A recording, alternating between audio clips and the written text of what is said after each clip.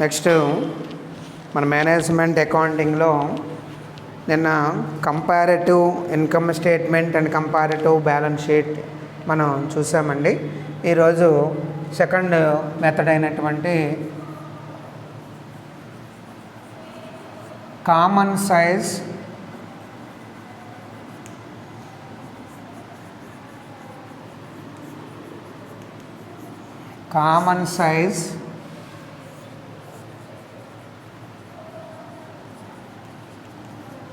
Income statement.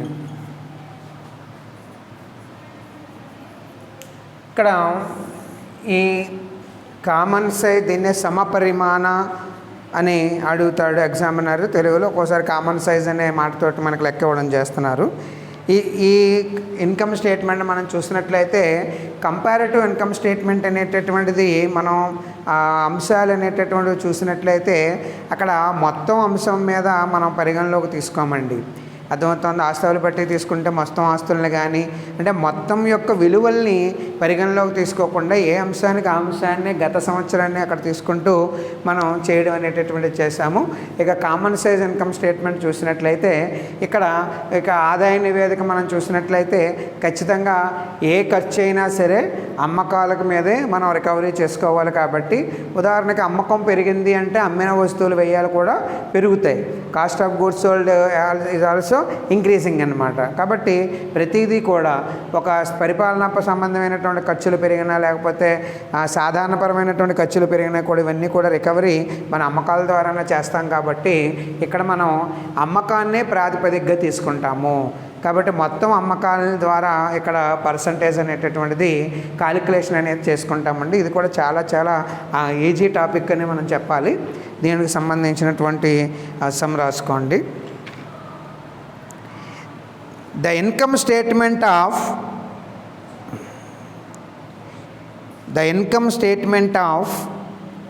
Nalanda Limited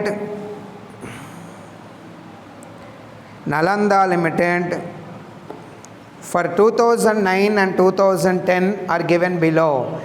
Nalanda company లిమిటెడ్కి సంబంధించినటువంటి ఆదాయ వివరాలు 2009 మరియు 2010 కాలానికి క్రింది విధంగా ఇవ్వడం జరిగింది.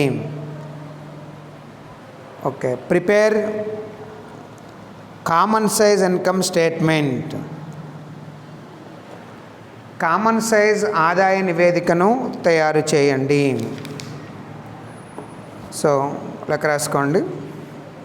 వివరాలు 2009 2010 వివరాలు 2009 2010 దాంట్లో రాసుకోండి. స్థూల అమ్మకాలు గ్రాస్ సేల్స్ 7,25,000 8,15,000.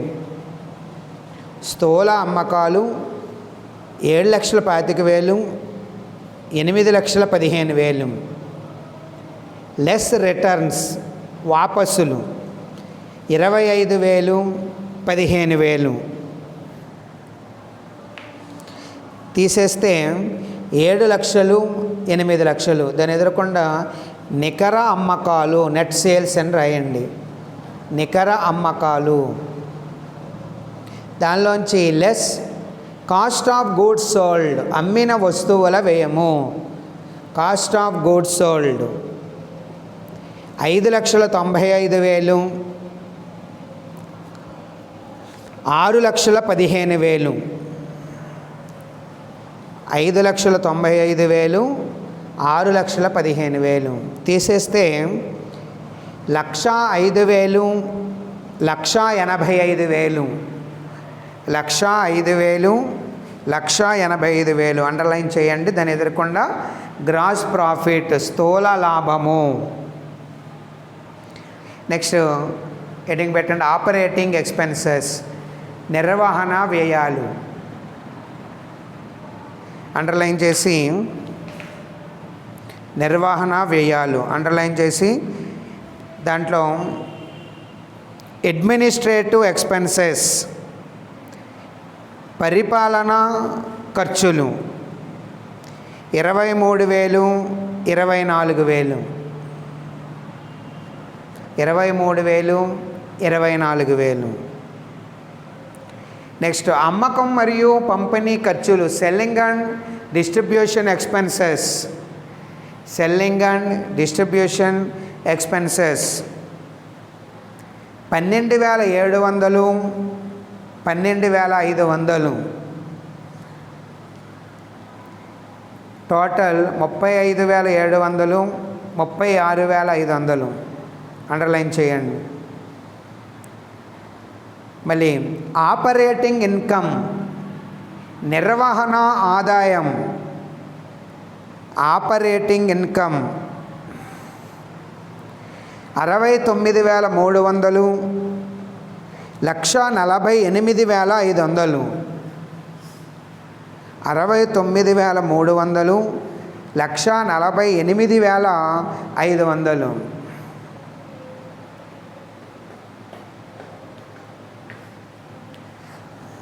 నెక్స్ట్ దానికి యాడ్ అదర్ ఇన్కమ్స్, ఇతర ఆదాయాలు ప్లస్ ఇతర ఆదాయాలు 1,200, 8,050. 1,200, 8,050. అండర్లైన్ చేయండి. 70,500, 1,56,550 కలిపితే 70,500, 1,56,550. దానిలోంచి మైనస్ నాన్ ఆపరేటింగ్ ఎక్స్పెన్సెస్, నిర్వహణేతర ఖర్చులు. Non operating expenses 17,50, 19,40. 17,50, 19,40 తీసేస్తే 68,750, 1,54,610.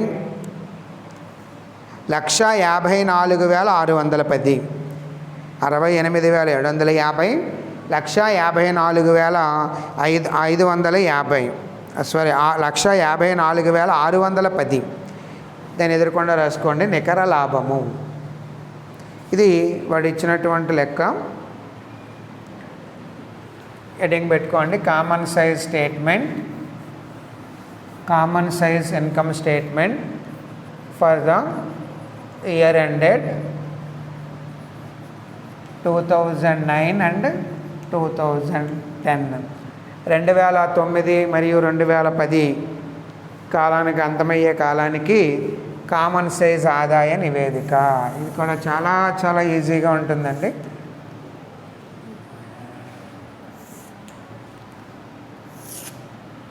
వివరాలు, పర్టిక్యులర్స్,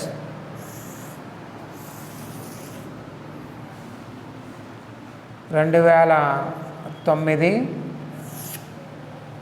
ఇక్కడే మనం శాతాన్ని చూపించాలండి. ఇదివరకు అయితే ఇంక్రీజ్ డిక్రీజ్ అని చూపించే వాళ్ళం, అక్కడ అవసరం లేదు. పర్సంటేజ్.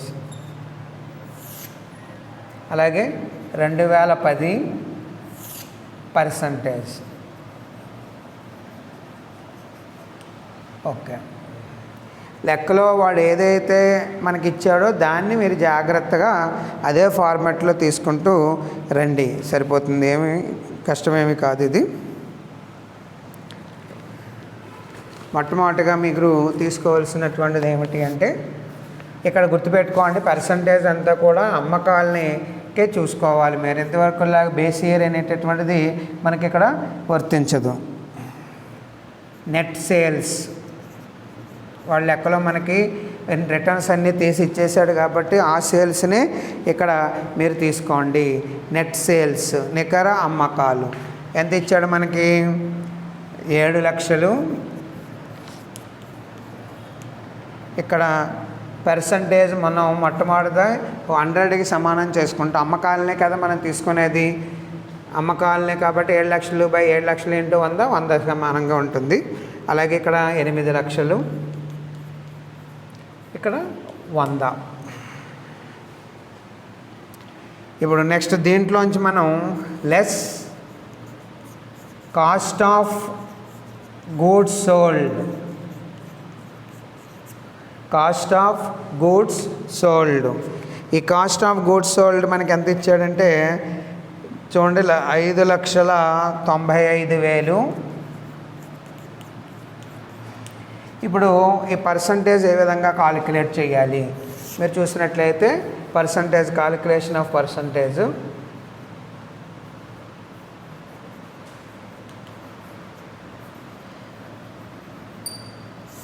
చూడండి, మొట్టమొదటిది 5,95,000 బై మనం తీసుకునేది ఎంత కూడా అమ్మకాలకే తీసుకోవాలి అని చెప్పుకుంటున్నాను. ఏదైనా సరే అమ్మకమే ఇంటూ 100 దీనికి సంబంధించి 2009. అలాగే 2010 వచ్చేటప్పటికి ఇక్కడ ఎంత కాస్ట్ ఆఫ్ గూడ్స్ సోల్డ్ వచ్చి 6,15,000. 6,15,000. చూడండి, దీనికి పర్సంటేజ్ వచ్చి 6,15,000 బై అక్కడ ఉండేటటువంటి అమ్మకాలు ఎంత ఇచ్చాడు మనకి 8 లక్షలు ఇంటూ 100. ఆ విధంగా పర్సంటేజ్ అనేటటువంటిది కాలిక్యులేషన్ చేయాలి. ఏదైనా సరే అమ్మకాల మీదే మీరు చూసుకోవాలి. ఇక్కడ బేస్ ఇయర్ అనేటటువంటిది ఏమీ ఉండదండి. బేస్ ఇయర్ ప్రైస్లో అన్నీ మొత్తం అమ్మకాల మీదే మనం తీసుకుంటాము. ఏ ఖర్చు అయినా సరే, ఎందుకంటే ఏ ఖర్చు అయినా అమ్మకాల నుంచే మనం రికవరీ చేసుకోవాలి. కాబట్టి ఏ సంవత్సరంలో పెట్టినా సరే అమ్మకాలే ప్రధానం. కాబట్టి అమ్మకాల నుంచే మనం ఇక్కడ కాలిక్యులేషన్ అనేటటువంటిది చేస్తామని గుర్తుపెట్టుకోండి. ఎంత వచ్చింది మనకి ఇక్కడ 85. ఇక్కడ 76.88 తీసేయండి. తీస్తే మనకి 1,05,000. ఈ 1,05,000 మళ్ళీ పర్సంటేజ్ ఎలా వస్తుంది? 1,05,000 బై 7 లక్షలు ఇంటూ 100 ఎంత వచ్చిందో మనకి 15 రూపాయలు. అలాగే ఇక్కడ వచ్చి 1,85,000. ఇక్కడ మళ్ళీ పర్సంటేజు, ఇక్కడ మళ్ళీ మనం పర్సంటేజ్ చూస్తే 1,85,000 బై 8 లక్షలు ఇంటూ 100 ఎంతండి? 23.12 గీత కొట్టేయండి. దీన్ని ఏమంటున్నాం మనం? Gross profit. Gross profit. Next మనం తీసుకుంటే less operating expenses. Less operating expenses. Less operating expenses. ఈ ఆపరేటింగ్ ఎక్స్పెన్సెస్లో మనకి ఏమి ఇచ్చాడు మనకి అంటే అడ్మినిస్ట్రేటివ్ ఎక్స్పెన్సెస్, పరిపాలనా సంబంధమైనటువంటి అడ్మినిస్ట్రేటివ్ ఎక్స్పెన్సెస్, పరిపాలనా సంబంధమైనటువంటి ఖర్చులు. ఎంత ఉన్నాయి మనకి పరిపాలనా సంబంధమైనటువంటి ఖర్చులు? 23,000 ఇవి ఇచ్చాడు. ఇక్కడ 23,000, ఇది 24,000 ఇక్కడ ఇవ్వడం జరిగింది. దీనికి పర్సంటేజ్ ఎట్లా చూపిస్తాం మనం? 23,000 బై 7 లక్షలు అమ్మకాలని మనం తీసుకోవాలంతే, మిగతా అంతా కామనే. అలాగే ఇక్కడ 24,000 ఇంటూ 100 బై 8 లక్షలు అమ్మకాలు, 2010 అమ్మకాలు అట్లాగా. అలాగే ప్రతిదీ కూడా దానికే అమ్మకాలకే మనం చేసుకోవాలండి, అది గుర్తుపెట్టుకోండి. 3.29 అండ్ 3. అట్లాగే next selling and distribution expenses. వాడు ఇచ్చినటువంటి లెక్కనే మీరు ఎక్కించుకోవడమే, దీనికంటూ ఫార్మెట్ ఏమి ఉండదు. డిస్ట్రిబ్యూషన్ ఎక్స్పెన్సెస్ ఇటు వచ్చి పర్సంటేజ్ కట్టడం జాగ్రత్తగా తెలుసుకోండి, కన్ఫ్యూజ్ లేకుండా. 12,700. దీనికి మళ్ళీ పర్సంటేజ్ 12,700 బై 7 లక్షలు ఇంటూ 100 ఎంత? 1.81. అట్లాగే ఇక్కడ వచ్చి 12,500. 12,500 బై 8 లక్షలు into 100 that is equal to 1.56.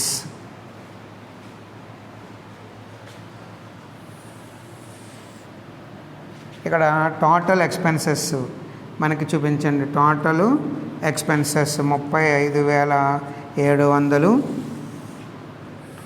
మీరు పర్సంటేజ్ ఏమి కలపద్దండి, దేనికి మనం కట్టడమే. 35,700 బై 7 లక్షలు ఇంటూ 100 కామన్, అది 5.10. అండ్ ఇక్కడ వచ్చి 36,500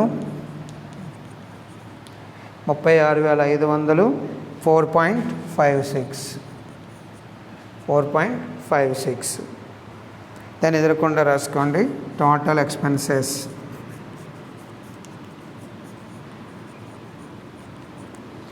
దీనికి ఏం చేశాడు మళ్ళీ మనకి ఆపరేటింగ్ ఇన్కమ్.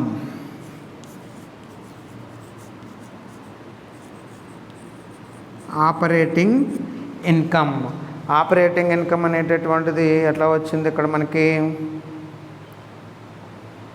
69,300 ఇచ్చినటువంటిది. 69,300 మళ్ళీ పర్సంటేజ్ 69,300 బై అమ్మకాలు 7 లక్షలు ఇంటూ 100 9.90.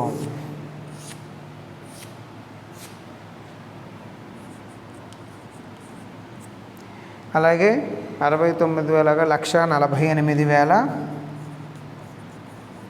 148,500 బై 7 లక్షలు ఇంటూ 100 18.56. ఇక్కడ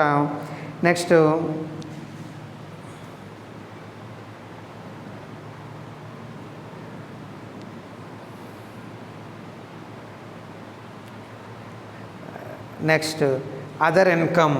యాడ్ అదర్ ఇన్కమ్.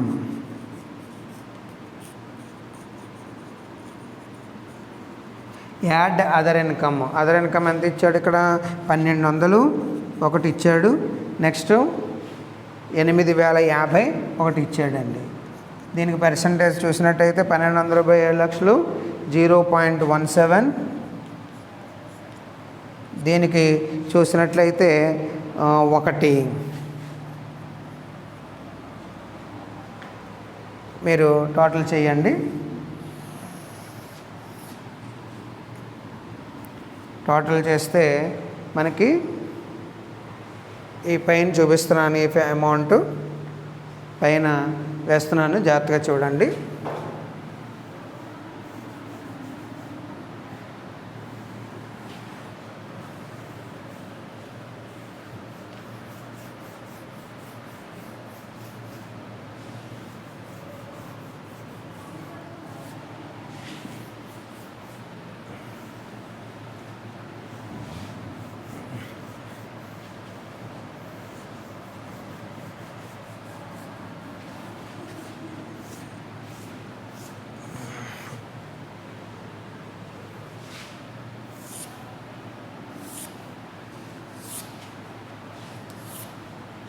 ఇక్కడ మనకి టోటల్ ఇన్కమ్ వచ్చి, ఆ రెండు ఆదాయాలు కలిపితే మనకి రావాల్సినటువంటి అమౌంట్ 70,500. దీనికి మళ్ళీ పర్సంటేజ్ మామూలే 10.07. అండ్ 156,550. 156,550. దీనికి వచ్చి 19.56. దీంట్లోంచి లెస్ నాన్ ఆపరేటింగ్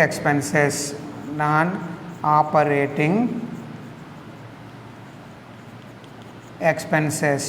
వ్యాపార నిర్వహణేతర ఖర్చుల్ని ఇక్కడ మనం తగ్గించుకోవాలి. అది వచ్చి 17,50. దీని మీద పర్సంటేజ్ వచ్చి 0.25.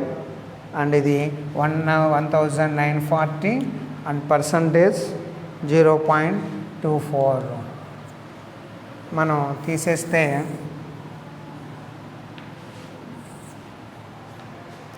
లెక్కలో ఇచ్చినటువంటి ఆన్సర్ వచ్చేయాలండి. 68,750. పర్సంటేజ్ వచ్చి 9.82. And second one 1,54,700. 610, దీని మీద పర్సంటేజ్ వచ్చి 19.32. So that is equal to దీన్ని మనం నెట్ ప్రాఫిట్ అంటాము. అంతే లెక్క. ఇక్కడ ఓన్లీ ఇయర్ పక్కన పర్సంటేజ్, ఇయర్ పక్కన పర్సంటేజ్ వేసి చేయాలండి. చూడండి ఒకసారి.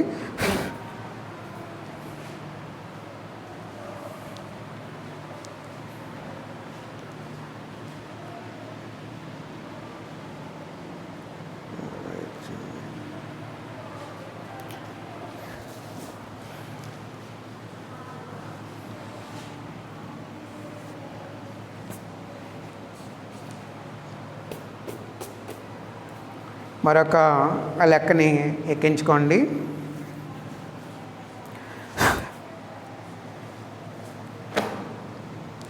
మరొక లెక్కని ఎక్కించుకోండి.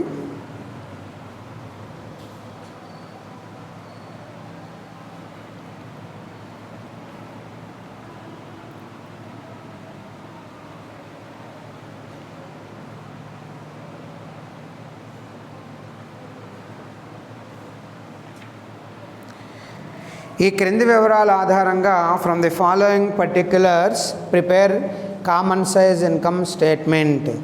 క్రింది వివరాల ఆధారంగా సమపరిమాణ ఆదాయ నివేదికను తయారు చేయండి.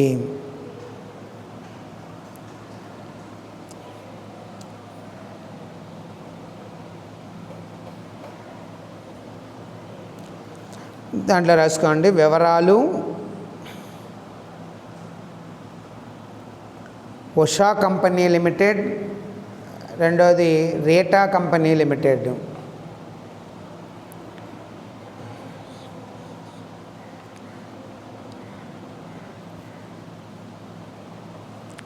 రాసుకోండి నికర అమ్మకాలు, net sales,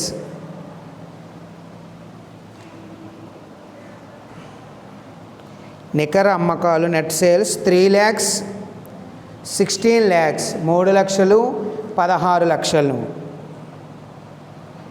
next cost of sales, అమ్మిన వస్తువుల వ్యయం 2,40,000, 12 లక్షలు.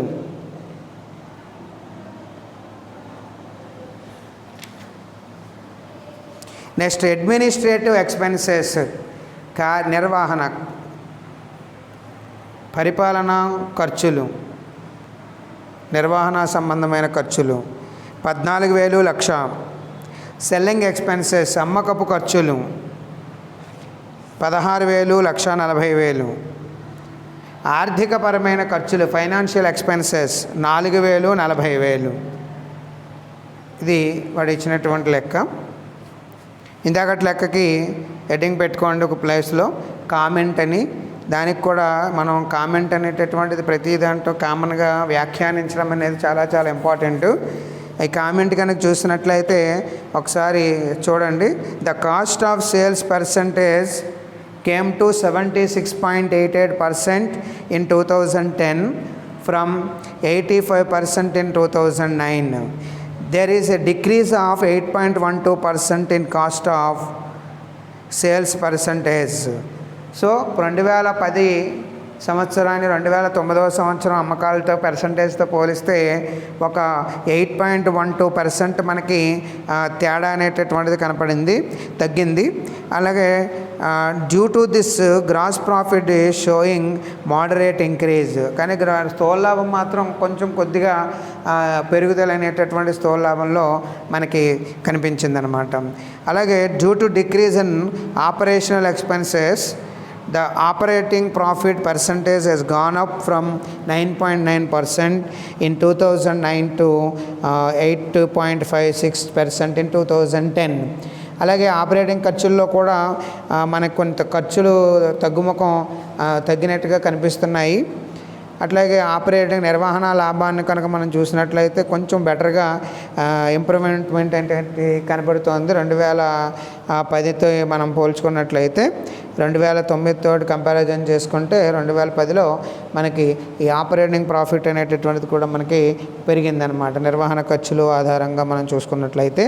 అలాగే the net profit is doubled in 2010 from 19.32 from 9.82 in 2009తో పోల్చుకుంటే నికర లాభం అనేటటువంటిది మనం డబుల్ అయిందనే చెప్పచ్చు. ఎందుకంటే 9.82 ఉంది, ఇక్కడ 19.32 ఉంది. కాబట్టి నికర లాభం అనేటటువంటిది పెరుగుదల బాగా పెరిగిందని మనం చెప్పుకోవచ్చును. There is an increase in profitability, లాభదాయకమైనటువంటి స్థితి కూడా సంస్థకి పెరుగుదల అనేటటువంటిది కనపడింది. The profitability of the concern is quite good. కాబట్టి ఎప్పుడైతే లాభదాయక అనేటటువంటి సంస్థలు లాభాల బాటలో నడుస్తాయో, లాభదాయకతను ఎప్పుడైతే పెంచుకుంటాయో ఆ సంస్థలు మనకు పొజిషన్ మనం చూసినట్లయితే మనం సంతృప్తికరంగానే మంచిగానే ఉన్నట్లుగా చెప్పుకోవచ్చు అన్నమాట. సరే, ఈ ఇచ్చినటువంటి లెక్కని ఆ స్టేట్మెంట్ ప్రాడీగా మీరు తయారు చేయండి. రేపు క్లాసులో మిగతాది మాట్లాడుకుందాము. ఇది కూడా చాలా ఇంపార్టెంట్ టాపిక్. ఇది జనరల్గా మన స్టేట్మెంట్ అంతా కూడా బై హార్ట్ చేయవలసినటువంటి పని ఏమీ ఉండదు. మనం కంపేర్ చేస్తే ఈ స్టేట్మెంట్ అనేటటువంటిది మీరేమీ బై హార్ట్ చేయవలసినటువంటి పని ఉండదు. ఎందుకంటే ఇక్కడ ఈ లెక్కను మీరు చూసినట్లయితే ముందు అమ్మకాలు తీసుకుంటారు. అమ్మకాలు ఎంత ఉన్నాయి? 3 lakhs ఇచ్చాడు. అలాగే ఇక్కడ ఉషా కంపెనీ లిమిటెడ్ అని పెట్టండి. ఉషా కంపెనీ లిమిటెడ్ %, అలాగే రీటా కంపెనీ లిమిటెడ్ %. అర్థమైందండి? దాంట్లో మనకి చూడండి, ఇక్కడ ఉషా కంపెనీ లిమిటెడ్ పర్సంటేజ్ వచ్చేటప్పటికి ముందు అమ్మకాలు వేసేస్తాము. అమ్మకాలకి పర్సంటేజ్ అనేది ముందు అమ్మకాల మీద బేస్ చేసుకొని ఉంటాయి కాబట్టి ముందు 100గా తీసేసుకోండి. తర్వాత ఆ అమ్మకంలోంచి కాస్ట్ ఆఫ్ గూడ్స్ సోల్డ్ అనేటటువంటిది తీసుకోండి. అమ్మిన వస్తువులు వ్యయం మనకి ఇక్కడ 2,40,000 ఇచ్చాడు. సో ఈ 2,40,000కి మనం పర్సంటేజ్ కనుక కాలిక్యులేషన్ చేసినట్లయితే తప్పకుండా 2,40,000 3 లక్షలు ఇంటూ 100 మనం చూసుకుంటే పర్సంటేజ్ 80గా ఇక్కడ కనబడుతోంది. అలాగే రేటా కంపెనీ కూడా మనం చూస్తే 12 లక్షలు అమ్మకాలు 16 లక్షలు ఇంటూ 100.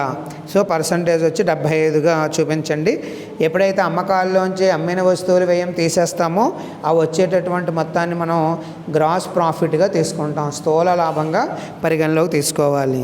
తర్వాత ఆ స్థూల లాభం నుంచి లెస్ అని పెట్టి అక్కడ అడ్మినిస్ట్రేటివ్ ఎక్స్పెన్సెస్ అని పెట్టండి. ఎందుకంటే ఇక్కడ మనకు 3 రకాల ఖర్చులు ఇచ్చారు కాబట్టి ఎక్స్పెన్సెస్ అని హెడ్డింగ్ పెట్టి, వ్యయాలు అని హెడ్డింగ్ పెట్టి దాన్ని అండర్లైన్ చేయండి.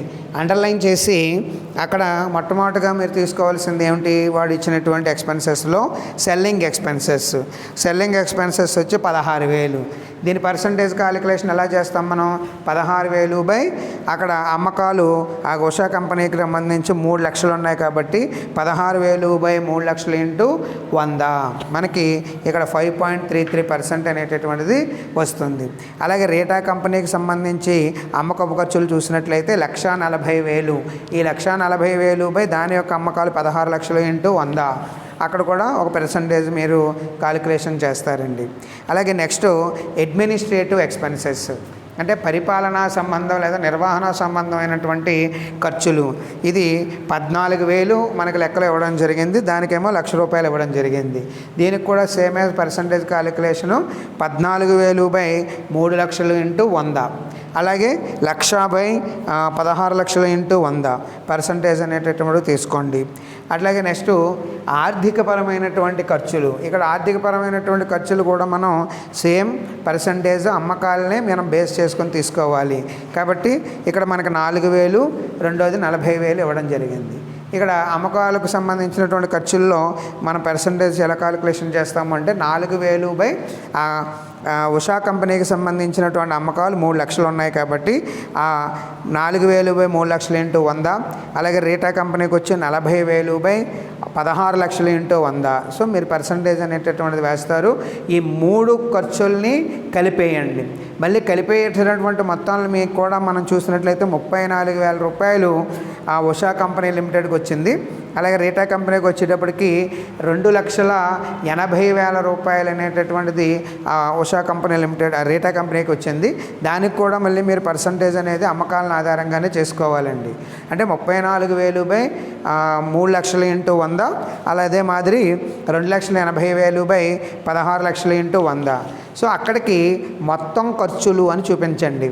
ఎప్పుడైతే పైన మనం స్థూల లాభం అనేటటువంటిది వేసామో ఆ స్థూల లాభంలోంచి ఈ మొత్తం ఖర్చులను తీసివేయగా వచ్చేటటువంటి మొత్తాన్ని మనం, మీరు కావాలంటే అక్కడ స్థూల లాభాన్ని బ్రాకెట్లో ఏ కింద, ఈ మొత్తం ఖర్చుల్ని బి కింద వేసుకొని నికర లాభము అని రాసి ఏ మైనస్ బి అనేటటువంటి దాని ద్వారా, అంటే స్థూల లాభంలోంచి ఖర్చులను తీసివేయగా వచ్చేటటువంటి మొత్తాన్ని నికర లాభంగా మనం పరిగణిస్తాం. కాబట్టి ఆ నికర లాభాన్ని మనం చూసినట్లయితే 60,000లోంచి 34,000 తీసేస్తే 26,000 రూపాయలు.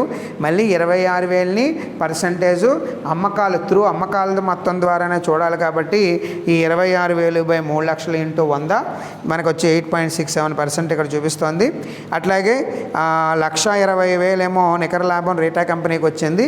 దీన్ని కూడా అమ్మకాల ఆధారంగానే మనం గుర్తుపెట్టుకోవాలి. ఇది ఎదరెదర్ రేషియో అనాలిసిస్లో లాభపు నిష్పత్తుల్లో ఇది చాలా ఇంపార్టెంట్ అండి. స్థూల లాభ నిష్పత్తి స్థూల లాభము అమ్మకాలు ఇంటూ 100, నికర లాభ నిష్పత్తి net profit ratio net profit by net sales into 100. అదే ఫార్ములా ఇక్కడ కూడా చేస్తున్నాం మనం. 1,20,000/16 లక్షలు ఇంటూ 100. సో ఈ విధంగా సింపుల్ లెక్క అండి, 10 మార్కులు. ఇది ఎగ్జామినేషన్ ప్రీవియస్ పేపర్లో మనకి అడగడం జరిగింది. సో అలాగే మిగతా లెక్కల్ని రేపు ఇంకొక కొత్త మోడల్స్ తోటి మనం లెక్కలు చేద్దామండి. అప్పటి వరకు ఒకసారి ఈ చెయ్యండి ఇంటి దగ్గర.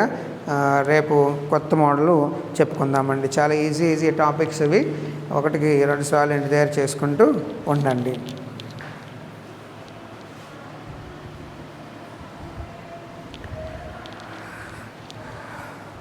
సో రేపు మనం చెప్పబోయే క్లాసులో, అంటే దీనికి సంబంధించినటువంటి మిగతా లెక్కలన్నీ కూడా మీకు గ్రూప్లో పెడతానండి. విత్ ఆన్సర్స్తో సహా మీకు గ్రూప్లో పెట్టడం జరుగుతుంది.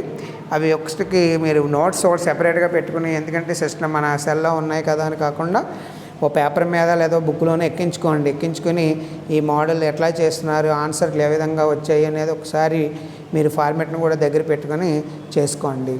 సో రేపు క్లాసులో సమపరిమాణ ఆస్తప్పుల పట్టి అనేటటువంటిది మనం తెలుసుకుంటామండి. ఇక్కడ ఏ విధంగా అయితే మొత్తం అమ్మకాల ఆధారంగా మనం చూస్తున్నామో, ఆస్తప్పుల పట్టి వచ్చేటప్పటికి ఏ కాలానికి ఆ కాలానికి ఆస్తుల యొక్క మొత్తం మనకి ఇస్తాడండి. ఆస్తుల మొత్తము, అప్పుల మొత్తము.